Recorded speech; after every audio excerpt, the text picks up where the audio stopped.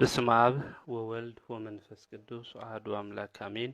በስመ አብ ወወልድ ወመንፈስ ቅዱስ አሐዱ አምላክ አሜን። በስመ አብ ወወልድ ወመንፈስ ቅዱስ አሐዱ አምላክ አሜን።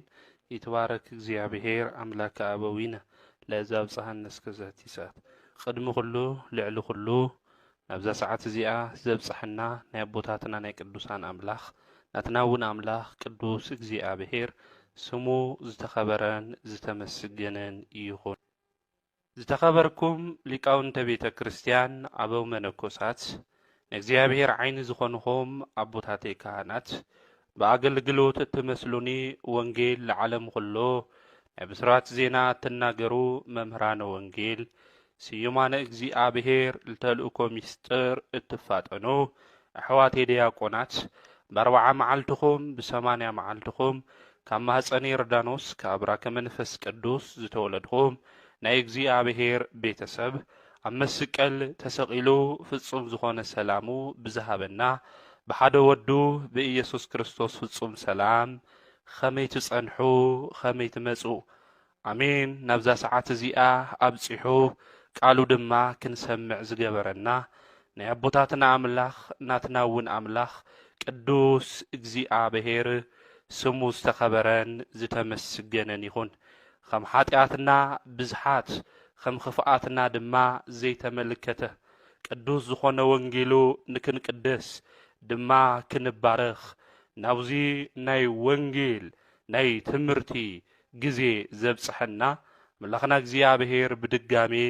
ዝተኸበረን ዝተመስገነን ይኹን።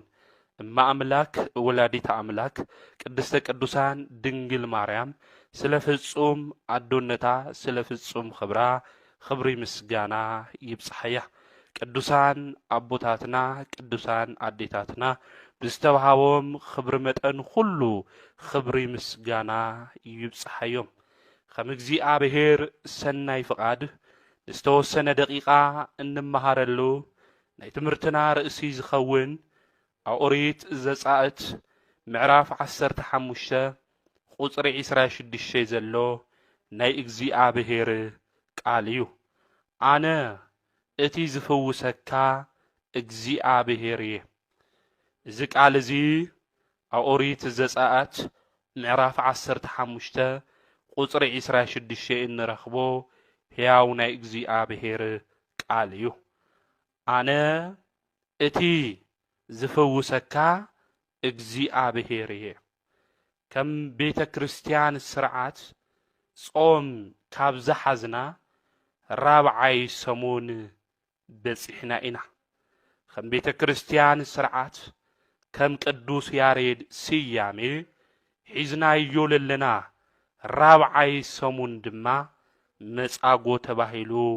ይጽዋዕ። ሊቁ ቅዱስ ያሬድ በመዋዕለ ስጋዌው ጎይታና መድኃኒና ኢየሱስ ክርስቶስ ብስጋ ማርያም አውዚ ምድሪ እዚ ተመላለስ እንተሎ ንሕሙማን እንትፍውስ እንተሎ ንለምጻማት ድማ ተንጽሆም እንተሎ እዚ ድንቅ ዝኾነ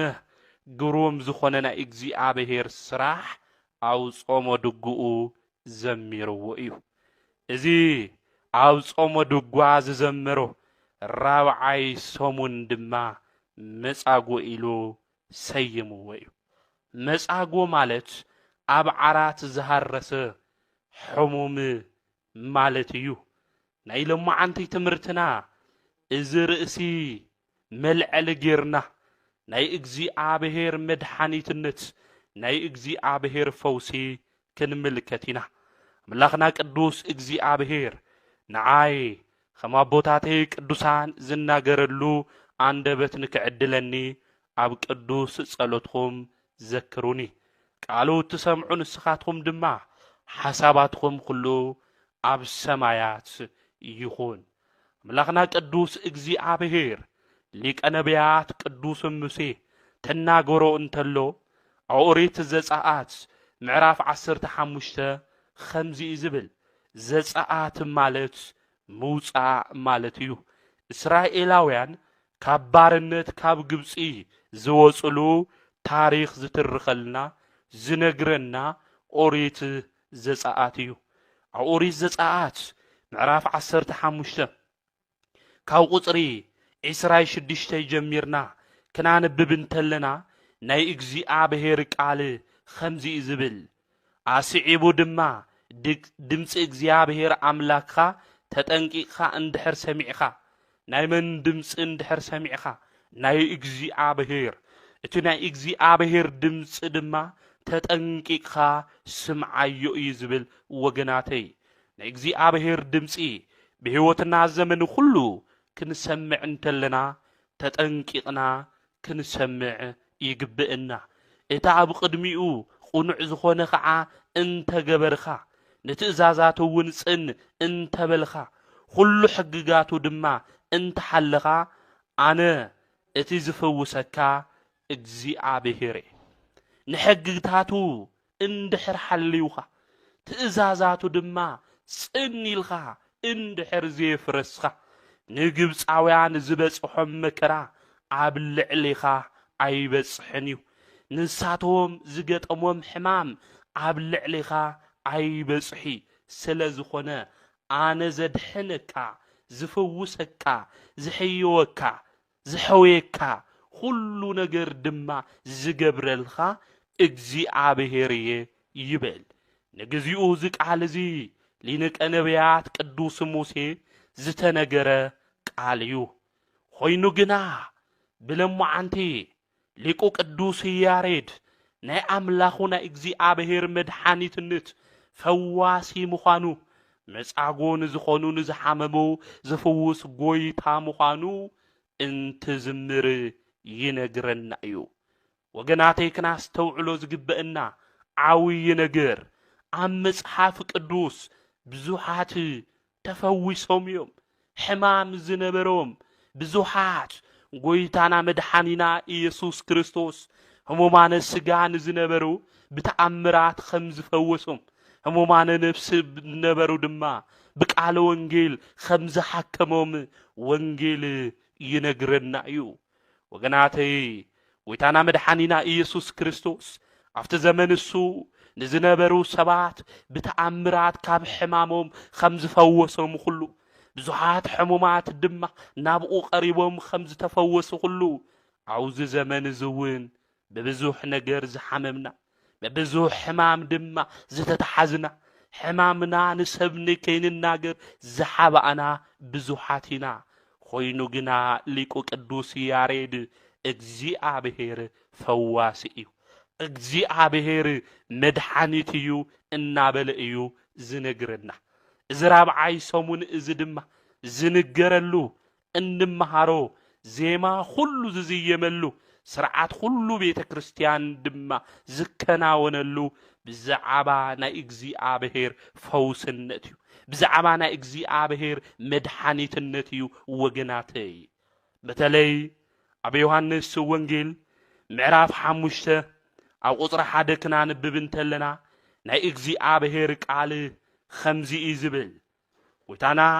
መድኃኒትና ኢየሱስ ክርስቶስ ናይ አይሁድ በዓል ምስ ዝኾነ ናብ ኢየሩሳሌም ድማ ደየበ እዩ ዝብለና ጎይታና መድኃኒና ኢየሱስ ክርስቶስ ናይ አይሁድ በዓል ወይም ፋሲካ ኢልና እንጽውዖ ምስ ተጠመቐ ዘኽበረ 3,000 ምዃኑ መጽሐፍ ቅዱስ ይነግረና እዩ እዚ መድኃኒት ዝኾነ እዚ ፈዋሲ ዝኾነ ጎይታ ንሱ መድኃኒት ኢየሱስ ክርስቶስ ናፍታ ናይ ሰላም ገዛ ሃገረ ሰላም ተባሂላ እትጽዋዕ ኢየሩሳሌም ድማ ደየበ ኣብ ኢየሩሳሌም ኣብ ጥቓ ኣፍ ደጋ ባግዕ ከዓ ብዕብራይሲጥ ቤተ ሳይዳ ዝበሃል 5 ድማ መመላለስ ዘለዋ ኣብኡ ድማ ቃላይ ነበረ እዩ ዝብለና ጎይታና መድኃኒና ኢየሱስ ክርስቶስ ናብ ቤተ ሳይዳ እዩ ኸይዱ መጽሐፍ ቅዱስ ክናንብብ እንተለና ክልተ ቤተ ሳይዳ ከም ዘለዋ እዩ ዝነግረና ጎይታና መድኃኒና ኢየሱስ ክርስቶስ ግን ከዚ መጽኡ ለሎ ናብ ቤተ ሳይዳ ዘይሁዳ እዩ ቤተ ሳይዳ ማለት ቤተ ሳህል ማለት እዩ ና ምሕረት ገዛ ማለት ምዃኑ ክናስተውዕል ይግብእና ናይ መጠመቕ ቦታ ናብ ዘለዋ عبتق دما ناباقع بري نابزلوا حموش تمملالسي عفدق نابزلوا بيت سايدا دما قويتانا مدحانينا إيسوس كريستوس مسئ إذا بيت سايدا زيا خزي انتاي تباهيلا ايا تسوح عند حريلنا ناي أنبسا بري ويدما لإكادياقونات إلنا أن نسوعو قدوس استيفانوس نكقتلوو زحازوو بوتا تباهيلا ايا اتسوع ناقويتانا مدحانينا إيسوس كريستوس ناب بيت سايدا مسئ إذا بيت سايدا زيا زقرم ويدما ملعاك تورد انتلو ناي متأمق بوتا زلوا اتملعاك ورد انتلو دما سبات قديمو زعاتو زفوسلا بوتا ايا بيت سايدا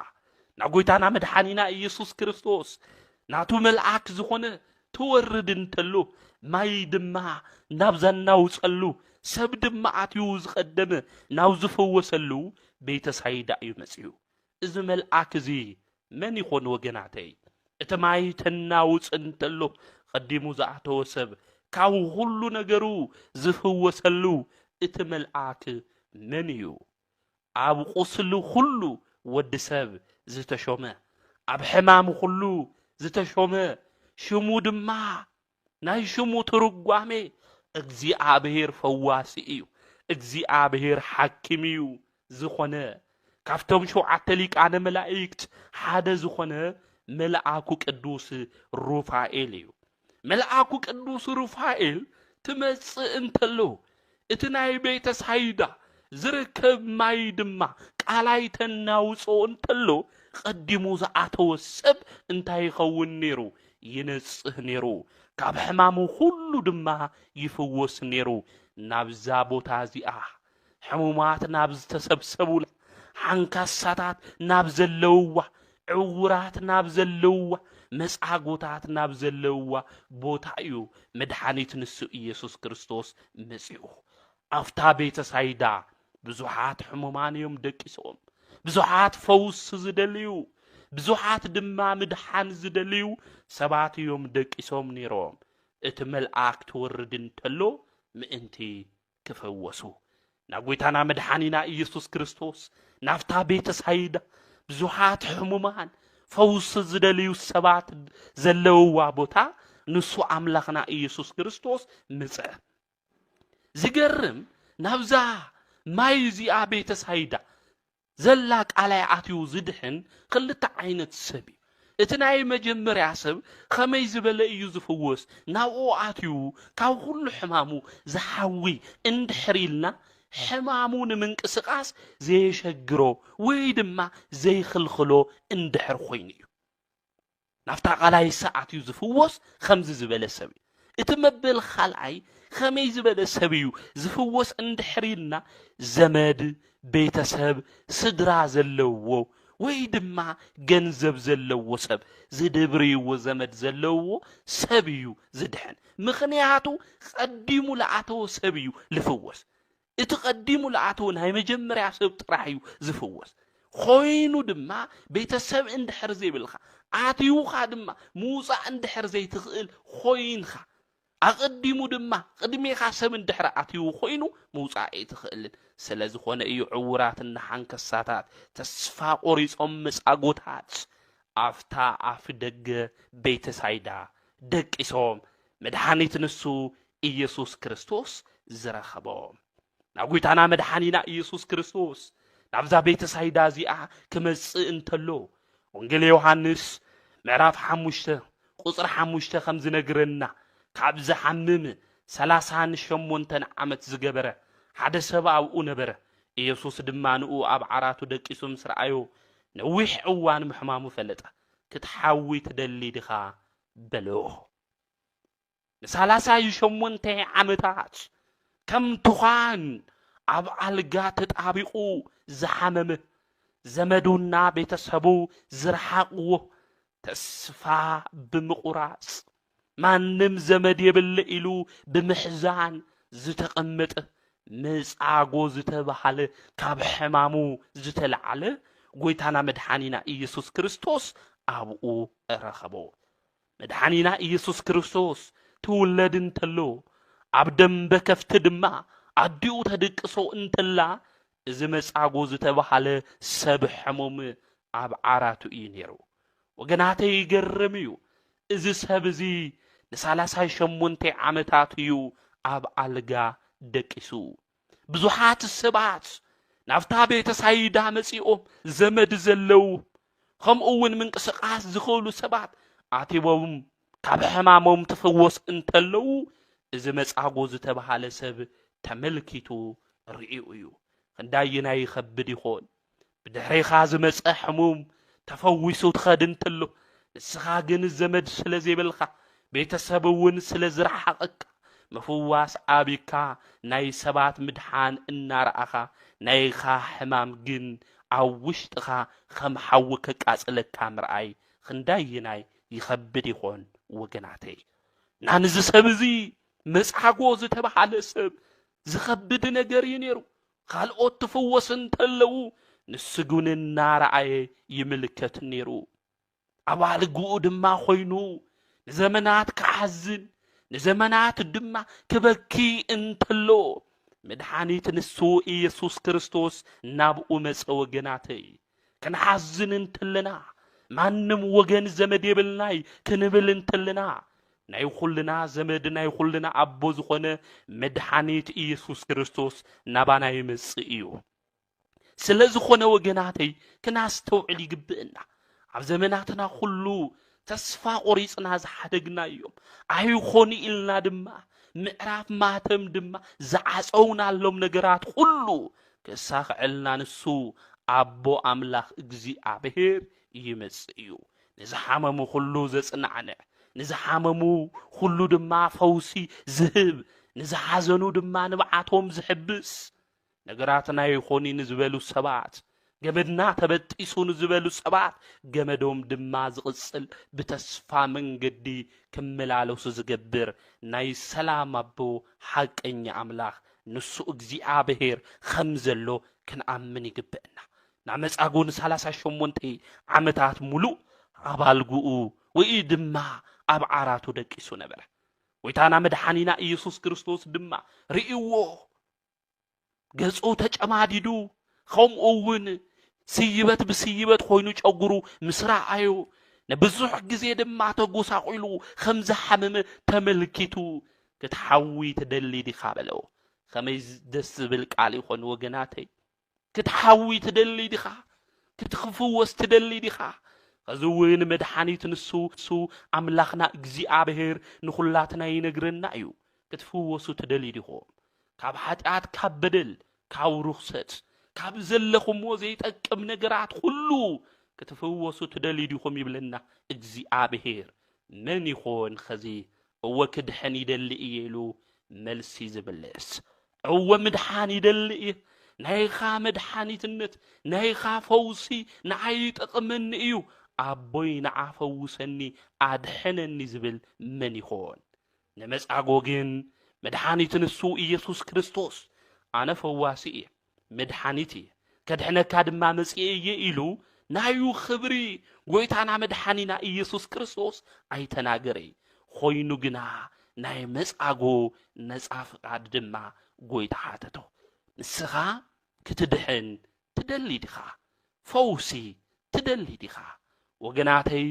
ክንደይ ምፍዋስ ዘድልዮ ክንደይ መድኃኒት ዘድልዮ ክንደይ ናይ እግዚአብሔር ስራሕ ዘድልዮ ክሕከም ዝግብኦ ኣብ ገዛና ብዙሕ እዩ ንሱ መድኃኒት ኢየሱስ ክርስቶስ ንመጻጎ ትድሕን ዲኻ ከም ዝበሎ ቃሉ እውን ተናጊሩ ንመጻጎ ከም ዘስምዑ ሁሉ ንኹላትና ናይ እግዚአብሔር ድምፂ ናይ እግዚአብሔር ቃል ናብ ሁሉና ልቢ እዝንን ክመጽእ ንኣምላኽና ናይ እግዚአብሔር ቅዱስ ፈቃድ ይኹነልና ያ መድኃኒትና ኢየሱስ ክርስቶስ ክትድሕን ትደሊ ዲኻ በሎ ናይ መጻጎ ነጻ ፍቃዱ ናይ መጻጎ ድሌቱ ጎይታ ሓተተ በህይወት ዘመንና ስድራ እግዚአብሔር ክናስተውዕል ይግብእና ኣምላኽና እግዚአብሔር ናይና ድሌት እንታይ ምዃኑ ይሓትና እዩ ንሕና እንምነዮ نحنا اندلي انتاي مخانو እግዚአብሔር مرميرو زفلت እኳ እንተኾነ ናይና ፍቃድ ድማ ዝሓትት አምላክ ምዃኑ ክንፈልጥ ይግብአና بهيوت زمننا እግዚአብሔር ከም ደስታና ክንገብር ከም ደስታና ክንፍጽም ንኹልና ነፃ ፍቃድ ሂብና እዩ አዳም እትናይ መጀመርያ ሰብ መልክዕኛ ዝኾነ አቦ ሁሉ ናይ ሁሉና አቦ ነፃ ፍቃድ ስለዝነበረው እኮ እዩ ኃጢአት ሰሪሑ ወገናተይ ንምንታዩ እግዚአብሔር ኃጢአትን ስርሕ እንተለና ዘይኽልኽለና ንብሊና ሆይኑ ግና አቅረብኩ ለከ ማየ ወእሳት እግዚአብሔር ማይና ሐዊ አቅሪበልኻየ ደኢዴካ ሃበ ዘፈቀድክ ኢድኻ ድማ ናብ ዝደልኻዮ እትውይ ዝብለና መጽሐፍ ሲራክ ናስለ ዝኾነ በህይወትና ዘመን ሁሉ እንመርጾ መንገዲ ናይ ጽድቅ መንገዲ ክኾን ይግብኦ ንመጻጎውን ጎይታና መድኃኒና ኢየሱስ ክርስቶስ ነፃ ፍቃድ ከም ዘለዎ ምእንቲ ከረድኦ ክናገረውን ስለዝደለ እንታይ በሎ ክትድሕን እንታይ በሎ ክትድሕን ክትሐዊ ክትፍወስ ካብ ዘለካ ሕማም ድማ ክትነጽህ ትደሊ ዲኻ በሎ አውዝ ሰዓት ዝመጻጎ حدث حسابي حاسيو كدحن تدلي دي خاتبلو انتلو هو ويم دما اي دليل ايو مسعاغو كناغر نيرو ግን مسعاغو بቀጥታ ዘድሕኖ ምዃኑ ስለዚህ ተረድ ድማ ስለዚህ ፈለጠ خمزيل ايو مسعاغو ተናጊሩ ጎይታይ እተማይ ምስተናወጽ ናብ ቃላይ ዘውርደን ሰብ የበለይን አነ ክሳብ ዝኸይድ ድማ ኻሊ ቀዲምኒ ይወርድ ይሉ መለስ መስአጎ ሐዘኑ ጭንቀቱ አውሽጥ ዘሎ መራራ ዝኾነ ዘጭንቆ ነገር እዩ ንጎይታና መድኃኒና ኢየሱስ ክርስቶስ ተናጊርዎ ጎይታና መድኃኒና ኢየሱስ ክርስቶስ ግን ዝሓቶ ዘሎ ሕቶ ክድሕን ትደሊ ዲኻ እዩ ናይ መስአጎ መልስ ድማ እወ ወይ ድማ እምቢ ዝብል ይኮን ነይሩ ኮይኑ ግን መስአጎ مسؤ ዝኽተልዎ ብዙሓት ህዝብ ስለዘለው ካብ አቶም ሓደ ራይልን ደይ ኸዲኾን ወይ ድማ ንሱ መንእሰ እዩ ዝመስል ተሸኪሙ ዶ እቲ መልአክ ማይተናውጾ እንተሎ ቀዲሙ ይድርብየኒ ይኾን ምኽንያቱ ጎይታና መድኃኒና ኢየሱስ ክርስቶስ ንመስአጎ ከምዚሉ ተሓቶ እንተሎ ወዲ 32 ዓመት ይነሩ ጎይታና መድኃኒና ኢየሱስ ክርስቶስ ስለዝኾነ መስአጎ ብዞም ክልተ ምኽንያታት እዚኦም እንታይ ተናገረ ሰብ የብለኝ ስለዝኾነ ሰብ ኹነኒ ይዝብል ወይም ካፍቶም ዝኽተሉኻ ሓደ ራእይልኻ ግደፈለይ ይብሎ መስአጎ ማለት እዩ ጎይታና መድኃኒና ኢየሱስ ክርስቶስ ግን ንመላእክቲ ብቃሉ ዝፈጠረ ንመላእክት ድማ ዝእዝዞም ገባሬ መላእክት ንመላእክት ድማ ዝፈጠሮም አምላኾም ዝኾነ ንጉሶም ዝኾነ አምላክ እዩ መስአጎ ግን እዚ ይፈለጠን መስአጎ ግን እዚ የተረደአን አምላክ ምዃኑ ጎይታ ምዃኑ ዝፍውስ ዘድሕን ምዃኑ መስአጎ የተረደአን እንታይ በለ አነማ ዝድብሬን ሰብ የብለይን ቀዲምኒ ዝኸድ ሰብ ድማ አሎ ይልዩ ተናጊሩ ኮይኑ ግና መድኃኒትና ንሱ ኢየሱስ ክርስቶስ ከምዚ ኢሉ ተናገረ ኢየሱስ ድማ ተስ ዓራትኻ ተሸኪምኻ ኺድ በሎ ጎይታና መድኃኒና ኢየሱስ ክርስቶስ ስለዚህ አምንኻኒ ባባይ መድኃኒቱ ምዃነይ ንዓለም ሁሉ ድማ ከድሕን ክፈውስ ዝተገለጽኾ አምላክ ምዃነይ የአምንኻይ ስለዝኾነ ድሕነት ይግብእካን አይበለይ ተስእሞ ዓራትኻ ተሸኪምኻ ኺድ በልዎ መስአጎ ድማ ዓራትኻ ተሸኪምኻ ኺድ ኢሉ ጎይታና መድኃኒና ኢየሱስ ክርስቶስ ተናገሮ እንተሎ አልጉኡ ተሸኪሙ እዩ ኸይዱ መስአጎ ኸመይ ዝበለ ፍጹም እምነት ዘለዎ ሰብ እዩ ወገናተይ አልጋኻ ተሸኪምኻ ኽትብሎ እንተሎ አልጉኡ ተሸኪሙ ኸደ ሊቁ ቅዱስ ዮሐንስ አፈወርቅ ከምዚ ዝብል ናይቲ ሕሙም እምነት ይደንቕ ወይ ድማ ይገርም እዩ ባዕሉ ምሽካም ዘይኽእል ሕሙም ሰብ ዓራትኻ ተሸኪምኻ ኽድ እንትበሃል እንተሎ ኣይሰሓቐን خمي جيرة عراتي كشكمي خيل إيه إلوون أي حاتتن بفصوم أمنة تشكمو خده سالسا شمونتي عمت عركو سباب زيبولو جزي دما مسؤ حبيرا زنبرت زتشكمتو بعالتو لوتو زخونت عرات تشكما بلو تشكمو وادما خده إزبلنا ليكو قدوس يوحنس أفورك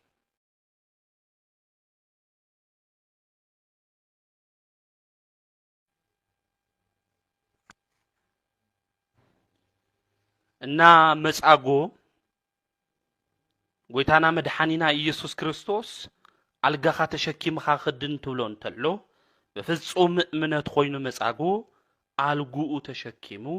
ኸደ ከምዚ ኢልና ትንናገር እንተልና ሓደ ሰባት ልብ ዝብሎም ሰባት አሎ ጸበል ዘድልይ ተትኾን ነይሩ ጎይታና መድኃኒና ኢየሱስ ክርስቶስ ናፍቲ ጸበልሱ ወሪድኻ ተጠመቕ መበለው ነይሩ ጸበል ስለዘየድሊ እዩ ጎይታና መድኃኒና ኢየሱስ ክርስቶስ ብዳይሬክት አድሒንዎ ፈዊስዎ ልብሉ የዋሃን አውዝ ዘመን እዚ እንየው እዮም ናና እግዚአብሔር ቤተሰብ ክናስተውዕል ይግብእና ጎይታና መድኃኒና ኢየሱስ ክርስቶስ ብቐጥታ ዘድሕን ዳይሬክት ብልኾነ መንገዲ ከምኡውን ኢንዳይሬክት ብልኾነ መንገዲ ዘድሕን ዝፍውስ አምላክ ምዃኑ ክንፈልጥ ይግብእና ና ወገናተይ እግዚአብሔር አምላኽና ንመጻጎ ዳይሬክት ብልኾነ መንገዲ ተድሕኖ እንተሎ ብቐጥታ ዘድሕን ዝፍውስ ንዓለም ሁሉ ድማ ዝተገለጸ ፈዋሲ አምላክ ምዃኑ እንትገልጽ እንተሎ እዩ ጎይታና መድኃኒና ኢየሱስ ክርስቶስ ንመጻጎ ናፍቲ ማይ ወሪድኻ እቲ መልአክ ድማ ክናውጾ እንተሎ ዳሓን ዘይበለሉ ምኽንያት ልምንታይ እዩ እንድሕሪልና ገባሬ መላእክት እዩንስ ዝተገለጸ ዘሎ መን መድኃኒትና ኢየሱስ ክርስቶስ አይሁድ ድማ ብኡ ይኣመኑን ነይሩ መድኃኒቱ ምዃኑ ፈዋሱ ምዃኑ ብጎይታና መድኃኒና ኢየሱስ ክርስቶስ ይኣምኑ ነይሩ ብጽኑዕ ሕማም حميمون زنبرة مسعوجين فويسوا قويتانا مدحانينا إيسوس كريستوس ناكنا استوعلو كنردو زجبئنا عوينا جار نمسعو قويتانا مدحانينا إيسوس كريستوس بقت تعزد حنو سأبلي يدلين نمالتي خوني مسعف قدوس أبي يوحنس وانجيل معرف شعان تكنا نببنتلنا عين زي نبرو عبدرق جنبارو دمع بجك آجيرو انتفيلو قويتانا مدحانينا إيسوس كريستوس عينن تايجيرلو أو درق جنبارو نكهلو وغير بدا حرقن تايلو ناو ساليهم متأمق بوتا خيد خان تايخون تتأمق ناو خيد خادمة تحاسبيلو 50% أو زاد حينك 50% دما فوس زلو نافتس أبلسو خيد خائخا إلو قويتانا مدحانينا إيسوس كريستوس بس أبل مدحانيت فوسهم للو عامهيرنا نجيرنا إيمان ناس دراك زي عبير بدم بغيرنا كناستوعلي جبنا بدم بغيرنا كنردعي جبنا صابل يدحني صابل يفوسي زي عبير صابل يدلي مخان بصابل دمع مفوه مدحانيتنا خمس ركب نتي ابي يوحنس وانجيل معرف شعان تقطر حمشته زدحنو قلعه انتايلو خد نفس اليوم متأمق دما انتاي خون تحاسب إلو عور خوينو توليدو نزنبره ناب صبل خيدو نكفوس ناب ساليهم متأمق بوتا خيدو دما نكحص قويتا عزيز وي نمصعغو دما እግዚአብሔር بدايركت وي بقطتا دما አድሒኑ وي እና نمصعغو ጎይታና ብቀጥታ ብዳይሬክት ተድሕኖ እንተሎ ጸበል የድሊ ማለቱ ከምዚ ሆነ ክንፈልጥ ክንርዳ ይግብን ጎይታና መድኃኒና ኢየሱስ ክርስቶስ አው ብዙሓት ሕሙማት እዮም ዘለው ኮይኑ ግና ንመጻጎ ጥራሕ ያድሕንዎ ንምንታይ እዩ ንመጻጎ ጥራሕ ያድሕንዎ ኢልና ንሓትትና ጎይታና መድኃኒና ኢየሱስ ክርስቶስ እወ በሐቂ ኣብቲ ግዜ እሱ ብጽኑዕ ንዘመናት ن38 ዓመታት ሓሚሙን ዝነበረ ንመጻጎ እዩ አድሒኑ እና ንመጻጎ ብተአምራቱ ጎይታና መድኃኒና ኢየሱስ ክርስቶስ ከድሕኖ እንተሎ ብተአምራቱ አሚኖም ብነፍሶም ድማ ዝተፈወሱ ብዙሓት እዮም ብነፍሶም ድማ ዝተፈወሱ ብዙሓት እዮም ናይ ኢየሱስ ክርስቶስ አካሉ ዝኾነት ቤተ ክርስቲያን እውን ዋና ስርሓ ነፍሲ ምፍዋስ እምበር ናይ ስጋ ምፍዋስ ጥራሕ ዘይምዃኑ ክንርዳ ክንፈልጥ ይግብን ናብ ጎይታና መድኃኒና ኢየሱስ ክርስቶስ ንመጻጎ ጥራሕ ይኾነን አብኡ አድሒንዎ ንመጻጎ ብስጋ አድሒንዎ እምበር ብነፍስ ግን ንብዙሓት ከም ዝሐክመ ንብዙሓት ድማ ከም ዝፈወሰ ክንርዳእ ክንፈልጥ ይግብእና ናይ ቤተ ክርስቲያን ዋና ተልእኾኣ እውን ናይ ነፍሲ ፈውሲ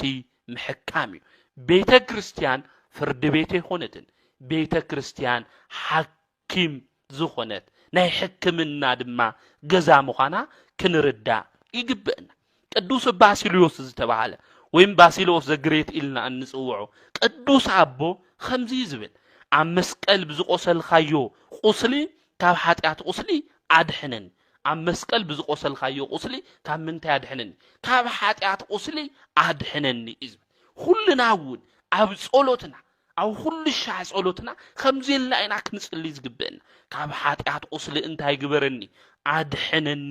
ፈውሰኒ ካብ ነፍስ ሕማም ድማ አድሕነኒ ክንብሎ ይግብእና እንደ ወገናት ንኾኑ ወገናተይ ብነፍስና ዝሐምምና ናይ ስጋ ሕማም እኮ ግዝያዊ እዩ ናይ ነፍስ ሕማም ግን ዘለዓለማዊ ሞት እዩ ዘለዓለማዊ ሞት ካብ ዘምጽእ ናይ ነፍስ ሕማም ድማ ንኹልና ንክሕክመና ንኣምላኽና ንእግዚአብሔር ቅዱስ ፍቃድ ይኹነልና ጎይታና መድኃኒና ኢየሱስ ክርስቶስ ናውዛ ዓለም እዚ ዝመጸሉ ዋና ዓላማ ናይ ነፍሲ ድሕነት ምዃኑ ክንፈልጥ ይግብእና ንኹልና ካብ ስጋ ሕማም ጥራሕ ከድሕነና ኣይኾነን ጎይታና መድኃኒና ኢየሱስ ክርስቶስ መጽኡ ጎይታና መድኃኒና ኢየሱስ ክርስቶስ ዝመጸ ካብ ነፍስ ሕማም ካብ ውርሲ ኃጢአት ንኹልና ከም መጋረጃ ኮይኑ ምስ እግዚአብሔር ከይንራኽብ ኸልኺልና ዝነበረ ናይ ኃጢአት ግድግዳ ንካፍርስ ናይ ኃጢአት ገመድ ድማ ንክብጥስ ንነፍስና ድማ ክፈውሳ ንነፍስና ድማ ክሕክማ ንነፍስና ድማ ካብ ሕማም ንካድሕና ፈውሲ ድማ ንክትረክብ እዩ ጎይታና መድኃኒና ኢየሱስ ክርስቶስ ተገሊጹ ማለት እዩ ናክናስተውዕሎ ዝግብእና ውዚ ሁሉና ብነፍስና ሐሚምና ኢና ሁሉና ብነፍስና ተጎሳቁልና ኢና ነፍስና እውን ጸሚአ እያ ወገናተይ ናመን ነፍስ ትኾን ዘይተጸምአት ናመን ነፍስ ትኾን ብኃጢአት ዘይተተሓዘት ናይ መን ነፍስ ትኾን ብድሕነት መንገዲ ተጓዒዛ ኃጢአት ረጊጻ ኣብ ጽድቅ መንገዲ ጠጠው ዝበለት ናክናስተውዕል ይግብእና ህሙማነ ነፍስ ዝኾንና ሁሉ ክንሕከም ይግብእና ብቃሉ ክንሕከም ይግብእና ብንሳ ክንሕከም ይግብእና ብቅዱስ ቁርባኑ ድማ ክንሕከም ይግብእና ነፍስና ዝተጸምአት ምእንቲ ክትረዊ ካብ ሕማማ ድማ ክትፍወስ ናብ እግዚአብሔር ክንቀርብ ይግብእና ናይ ነፍስና ሞት ካብ እግዚአብሔር ምርሓቅ እዩ እንደ ወገናት ንኾን ካብ እግዚአብሔር ርሒቅና ብነፍስና ሐሚምና ሞት ድማ ብልዕሌና ዝምጻእና ስለዝኾነ ወገናተይ ሞት ኣብ ልዕሌና ዝምጻእና ካብ እግዚአብሔር እውን ዝረሓቅና ብነፍስና እውን ዝሐመምና ሁሉ ነገር ናብ ዛብርህ ሁሉ ነገር ናብ ዛቅንዕ ንሁሉ ድማ መፍትሕ ንዘለዎ ንዝሐመሙ ድማ ዘድሕን ዝሕክም ፈዋሲ ዝኾነ አምላኽ ናይ ሽሙ ትርጓሜ እውን መድኃኒት ዝኾነ ኢየሱስ ክርስቶስ ናብኡ ክንቀርብ ይግብእና መጻጎ አልጋኻ ዓራትኻ ተሸኪምኻ ተንሲኻ ድማ ኽድበሎ ጎይታና መድኃኒና ኢየሱስ ክርስቶስ ጎይታና መድኃኒና ኢየሱስ ክርስቶስ ንመጻጎ ከምዚ ክብሎ እንተሎ አልጉኡ ድማ ተሸኪሙ እታ ዓርኩ ዝነበረት እታ በዓልቱ ውለትኡ ዝነበረት አልጉኡ ድማ ተሸኪሙዋ መጻጎ ኸደ ወገናተይ ካብ መጻጎ ተዓውይ ቁም ነገር ሓደ እንመሃሮ እቶም ዝተሸከሙና በዓል ውዕለታና ዝኾኑ ሰባት ውዕለትኦም ክንምልሰሎም ይግብእና ብዙሕ ነገር ዝገበሩልና ካብ ብዙሕ ነገር ክንወጽእ ዝገበሩና ዝተሸከሙና ንሕና እውን ክንሽከሞም ይግብአና ንሳቶም ጽቡቕ ከም ዝገበሩልና ሁሉ ንሕና እውን ንኻሊእ ሰናይ ጽቡቕ ነገር ክንገብር ይግብአና መጻጉዕ እታ መማኸሪቱ ሁሉ ነገሩ እትሰምዑ ዝነበረት በዓልቱ ውለትኡ ሰብ ርሒቁዎ ሰብ ዘመድ ድማ ካብኡ ርሒቁ እናሃለዎ ምስኡ ዝነበረት ኣልጉኡ መጻጉዕ ተሸኪምዋ ኸደ መጻጉዕ ተሸኪምዋ እዛ ኣልጋ እዚኣ ትኸድ እንተሎ ኣይሁድ ኣብ መንገዲ ረኸብዎ ብሰንበት ኣልጋኻ ተሸኪምኻ ክትኸድ ዝገበረካ መን እዩ በልዎ ሓደ ሰብ እዩ መጺኡ ኣድሒንኒ እሐዊኒ ኣልጋኻ ተሸኪምኻ ኽድ ስለ ዝበለኒ ድማ ኣልጋይ ተሸኪመ ይኸድ ኣለኹ በልዎ ኣብዚ ግዜ እዚ ኣይሁድ ብጣዕሚ ተቆጥዑ ኣይሁድ ኣብዚ ሰዓት እዚ ተናደዱ ብጣዕሚ ዝገርም ናይ ኣይሁድ ነገር መጻጉዕ ንዘመናት ኣብ ቤተ ሳይዳ ኮይኑ ደቂሱ ምስ መከርኡ ምስ ሕማሙ ትቃልስ እንተሎ ሓንቲ መዓልቲ ምሕረት የውርደልኻ እግዚአብሔር ድማ ፈውሲ ይሃብኻ ይበልዎ መጻጉዕ ኣልጉኡ ድማ ተሸኪሙ ትመጽእ እንተሎ ንዘመናት ሓሚሙ ኣብ ቤተ ሳይዳ ዝነበረ ሰብ ምዃኑ እዞም ሰባት እዚኦም ይፈልጡ እዮም ኩሎም ኣይሁዳውያን ምን ምዃኑ ይፈልጡ እዮም ካብ ምንታይ ኢኻ ድሒንኻ ካብ ምንታይ ኢኻ ተፈዊስኻ እኮ ይበልዎ ሕማሙ ስለ ዝፈልጥዎ መን ተሸኪምኻ ክትኸድ ጌርካ ኢሎም እዮም ሓቲቶም ብሰንበት ስለ ሰንበት እዮም እሶም ተጨኒቆም ኮይኑ ግና እግዚአ ሰንበት እዩ ሰብ ናይ ሰንበት ጎይታ እዩ ሰብ ሰንበት ዝተፈጠረት ንሰብ እምበር ሰብ ንሰንበት ኢሉ ኣይተፈጠረን ሰብ ዝተፈጠረ ንኹሉ ንክገዝእ እምበር ንኹሉ ተገዛኣይ ንክኾን ይኾነን ሰብ ተፈጢሩ ንዚኡ ኣቦና ኣዳም ኣብ ልዕሊ ኩሉ ሸይሞካኒ ኢኹ ዝበለ እግዚአብሔር ናደቂ ሰባት ኣብ ልዕሊ ኩሉ ዝተሾምና እግዚአ ሰንበት ምዃንና ክንፈልጥ ክንርዳ ይግብአና እቲ ሓሚሙ ብእግዚአብሔር ኣምሳል ድማ ተጎሳቂሉ ዝነበረ መጻጉዕ ሕምም ሰብ እዋይ እቲ መልአክ መጺኡ እቲ ማይ ተናውጾ እንተሎ ኣትዩ ኻደ ተፈዊስኻ ድኻም ኻደ እግዚአብሔር ርእይዎ እሰይ እንኳዕ ደሓንኻ ኣይበልዎን ሕቶ ብሕቶ እዮም ገይሮሞ ንምንታይ ኢኻ ኣልጋኻ ተሸኪምኻ በልዎ እቲ ናይ እግዚአብሔር ምድሓን እቲ ናይ እግዚአብሔር ፈውሲ ስራሕ ኣይሁድ ንክሰምዑ ፍቃደኛታት ኣይነበሩን እዝኖም ዝደፈኑ እዮም ናይ እግዚአብሔር ክብሪ ናይ እግዚአብሔር ሓይሊ ናይ እግዚአብሔር ፈውሲ ክሰምዑ ዘይደሊ እዮም ኣይሁድ ናይ ምድሓን ስርሑ እናረኣዩ ካብ ምድናቕ ምክርኻር ምንቃፍ ሰበብ ምድላይ ንጎይታና ዝሰቀልዎ ኣይሁድ ጠባይ ምዃኑ ክንፈልጦ ይግብአና ወገናት ኣይሁድ ተቆጥዖም ናይ ቁጥዖም ምኽንያት ድማ መጻጉዕ ንምንታይ ተፈወሰ ይኾን መጻጉዕ ንምንታይ ኣልጋ ተሸኪሙ እዩ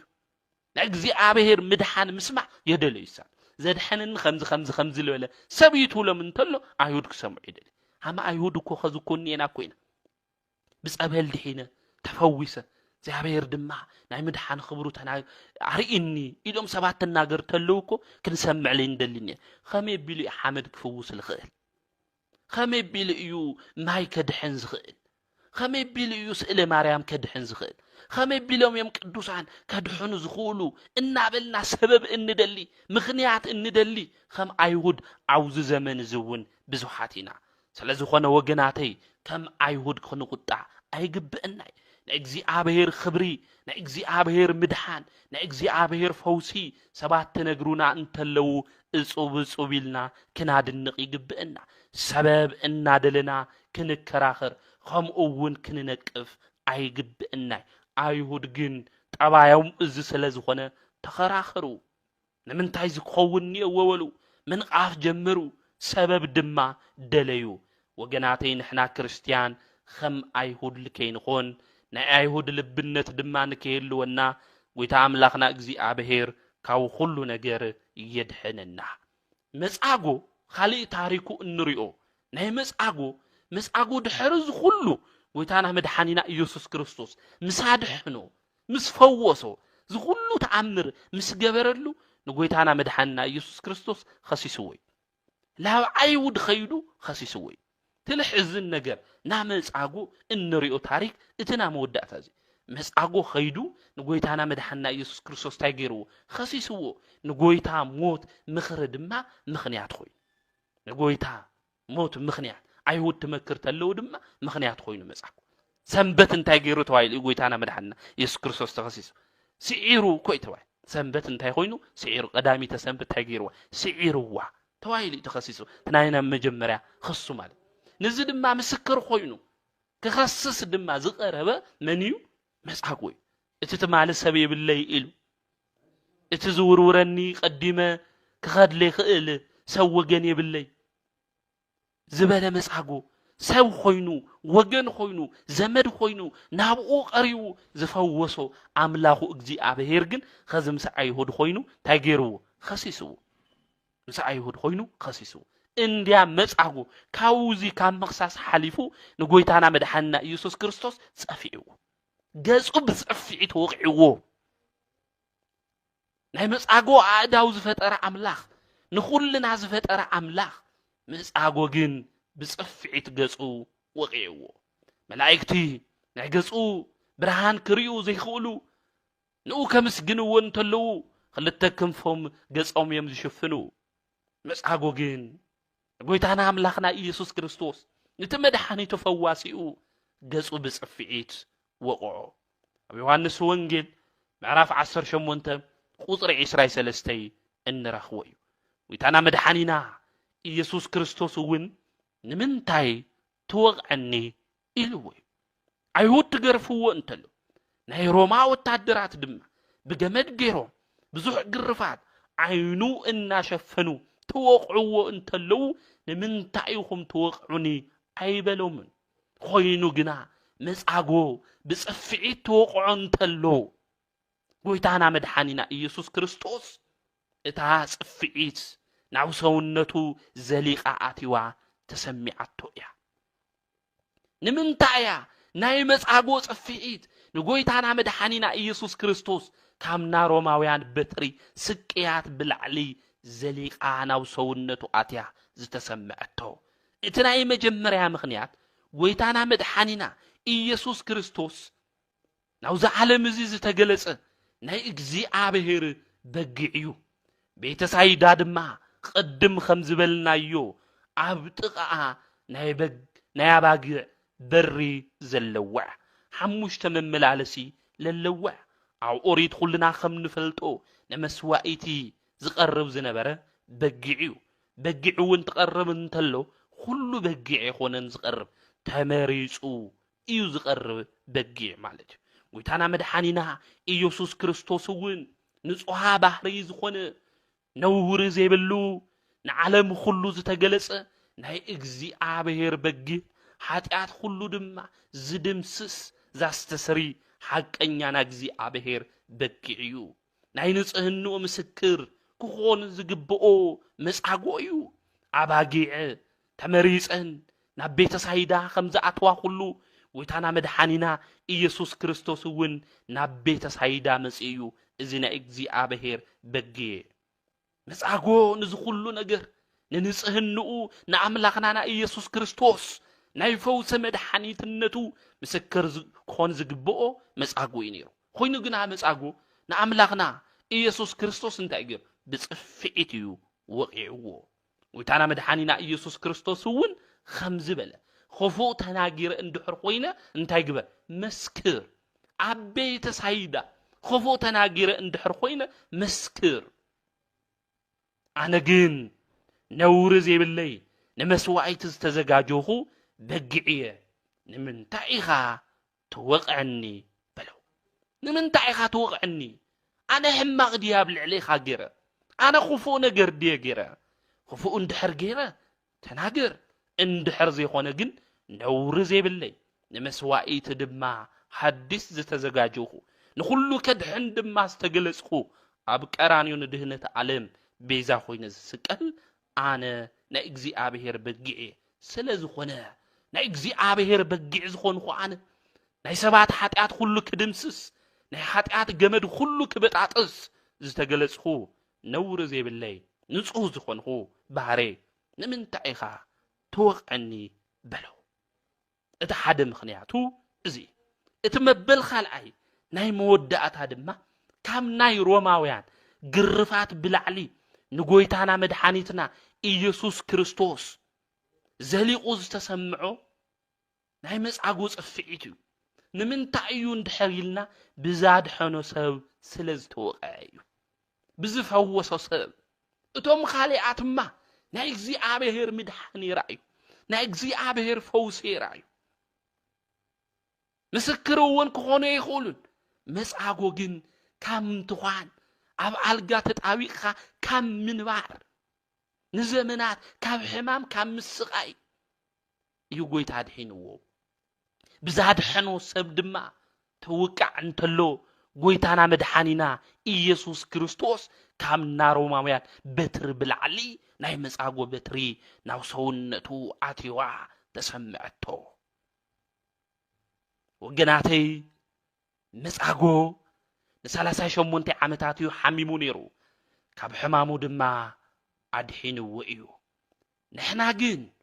ን5500 ዘመናት ሕሙማት ኢና ነርና ካብዚ ሕማም እዚ እዩ ኣብ መስቀል ተሰቂሉ ካብ ሲኦል ኣልጋ ድማ ዓራት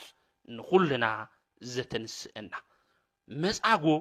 ሓሚሙሉ ካብ ዝነበረ ኣልጋ ተሸኪምካ ኸዲልዎ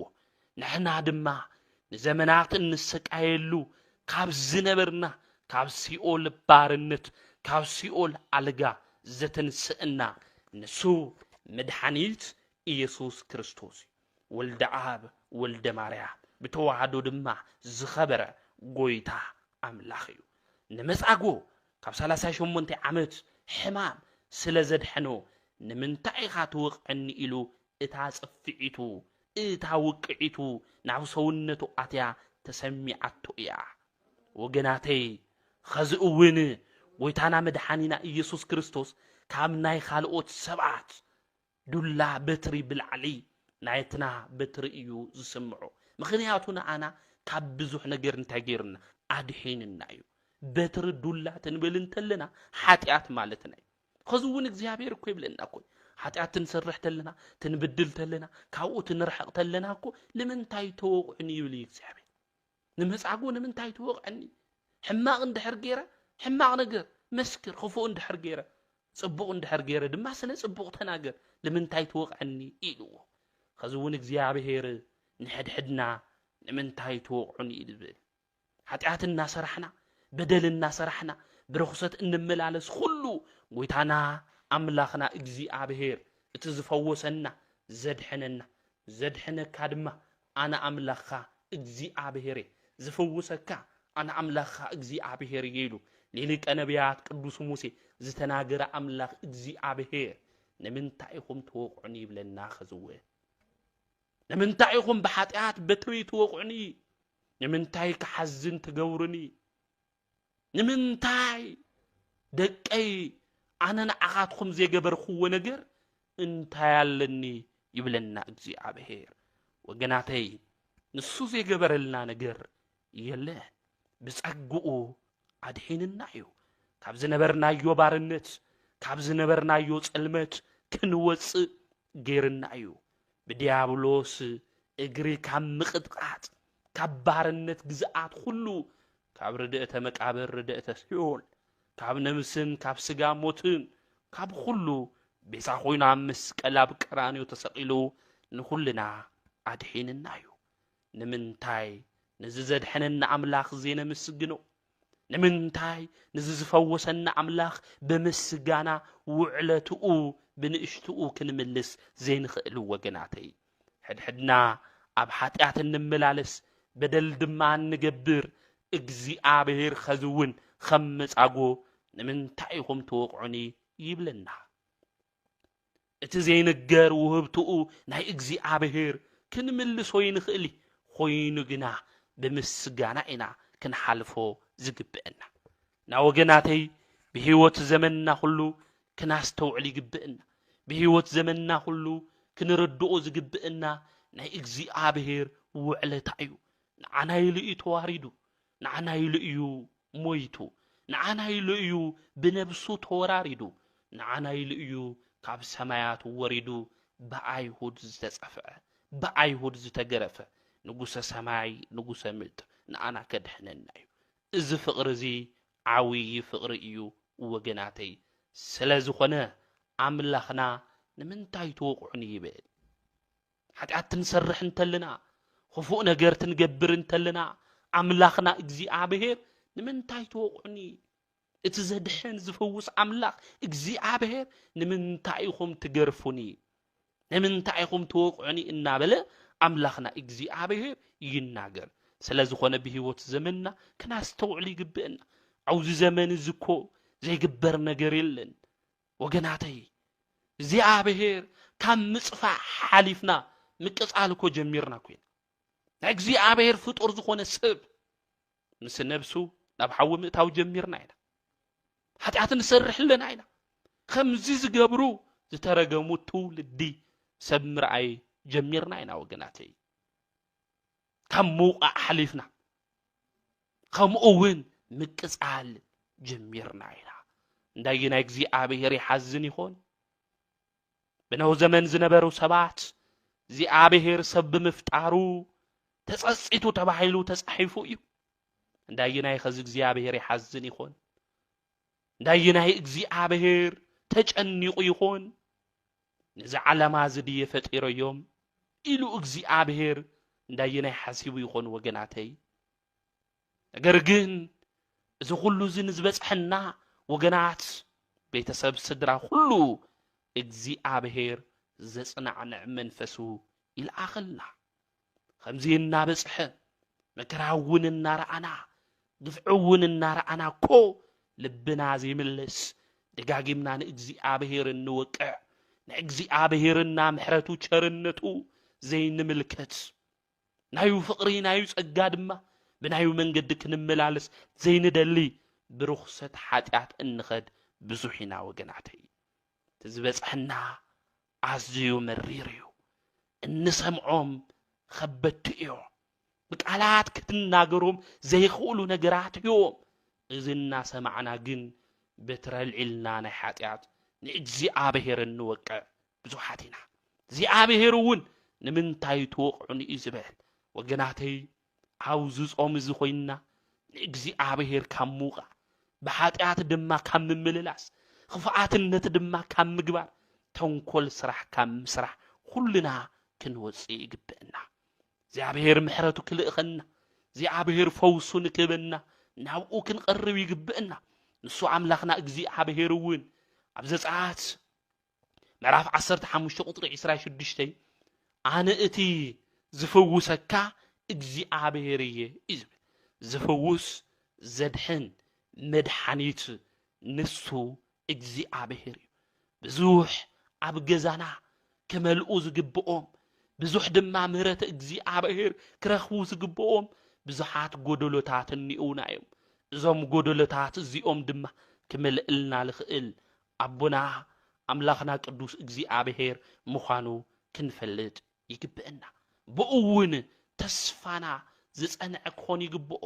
ስቕ ኢልኹም ናይ እግዚአብሔር ምድሓን ተመልከቱ እዩ ዝብል ስቕ ኢልኹም ማለት ብዘይ ምጥርጣር ዘድሕን ዝፍውስ መድሓኒት ምዃኑ ንሱ እግዚአብሔር እመኑ እዩ ዝብል ንመጻጎ ዘድሕነ ንመጻጎ ድማ ዝፈውስ ኣምላኽ ቅዱስ እግዚአብሔር ንዓና እውን ካፍቲ ዘለናዮ ናይ ሓጢአት ዓራት ካፍቲ ዘለናዮ ክፉእ ዓራት ካፍቲ ዘለናዮ ናይ በደል ዓራት ካፍቲ ዘለናዮ ናይ ምክፍፋል ዓራት ከተንስእና ከምኡውን ብጽድቅ መንገዲ ክንመላለስ ንክገብረና ናይ እግዚአብሔር ምድሓን ስቕ ኢልና ክንምልከት ይግብአና ብዙሓት ብእግዚአብሔር ተስፋ ገይሮም ብእግዚአብሔር ኣሚኖም ወገናተይ ድሒኖም እዮም ብእግዚአብሔር ተስፋ ገይሩ ብእግዚአብሔር ኣሚኑ ዘይደሓነ ማንም የለን ወገናተይ ብዙሕ መከራ ጭንቂ ሓዘን ግፍ ኣብ ልዕለና ትኸውን እንተሎ ተስፋ ክንቆርጽ የብልናን ምኽንያቱ ልዕሊ ኩሉ እግዚአብሔር ስለ ዝኾነ ልዕሊ መከራና ልዕሊ ሽግርና ኩሉ እግዚአብሔር እዩ ነዚ ኩሉ ነገር ዝፈውስ ኣነ እግዚአብሔር እየ ይብል ሊቀ ነቢያት ቅዱስ ሙሴ እውን ዝበሎ እዚ ትእዛዛተይ ግን ሓልው ሕገይ እውን ሓልው ኢኻ ሕገይ ትጥዓስ ትእዛዛተይ ድማ ሓልዎም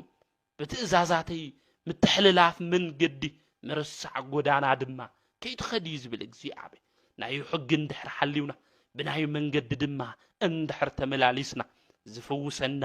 ዝጽግነና ቅዱስ ኣቦ ናይ ምሕረት ኣቦ ናይ ተስፋ ኩሉ ኣቦ መድሓኒት ንሱ ኢየሱስ ክርስቶስ ምዃኑ ክንፈልጥ ክንርዳእ ይግብአና ኣነ ዘድሕነካ ዝፈውሰካ እግዚአብሔር ከም ዝበለ ኩሉ ምድሓን እንደሊ ኩላትና ኩሉ ምፍዋስ እንደሊ ኩላትና ሁሉ ምሕረት እንደሊ ሁሉ እግዚአብሔር ምሕረቱና ፈውሱ ናብ ኩልና ይልኣኸልና ዘምሕረና ዝገሰጸና ናይ ኣቦታትና ኣምላክ ቅዱስ እግዚአብሔር ስሙ ዝተኸበረን ዝተመስገነን ይኹን ወስብሐት ለእግዚአብሔር ወወላዲቱ ድንግል ወለመስቀሉ ክቡር